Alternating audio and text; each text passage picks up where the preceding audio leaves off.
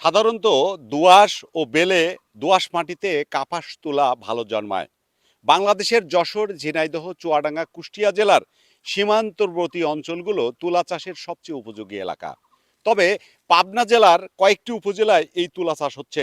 বিঘিতে হচ্ছে 8-10 মণ করে 12 মণ করে হচ্ছে আপনার ফলন হয়। এটি লাগাইলে আপনার প্রচুর মাটিতে যদি ভালো মাটি হয় ওটিতে সবচেয়ে ভালো হয়। এখন মোটামুটি ভালো দাম 4500 মন মন। 1 বিঘা জমিতে এই তুলা 12 মণ থেকে 13 মণ ফলন পাওয়া যায় এবং বাজারে 4500 টাকা মণ দরে তারা বিক্রি করেন। এবং সরাসরি কৃষি অফিসাররা এখান থেকে কৃষকদের কাছ থেকে সরাসরি এই তুলা সংগ্রহ করে থাকেন, যে কারণে তুলা বিক্রি করতে তাদের কোনো বেগ পেতে হচ্ছে না। এতে কৃষকরা ব্যাপকভাবে লাভবান হচ্ছে। শীতকালে কাপাস তুলাকে ঘিরে আমাদের গ্রাম যেন উৎসবে মেতে উঠত।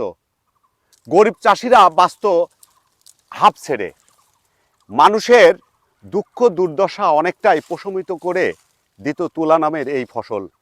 গ্রামের বউয়েরা, মেয়েরা, ছেলে বুড়োরা 1 পোয়া আদাসের কিংবা 1 কেজি 2 কেজি করে তুলা বিক্রি করত সেই খুচরো ব্যাপারীদের কাছে। কিন্তু সেই চিত্র এখন আর চোখে পড়ে না।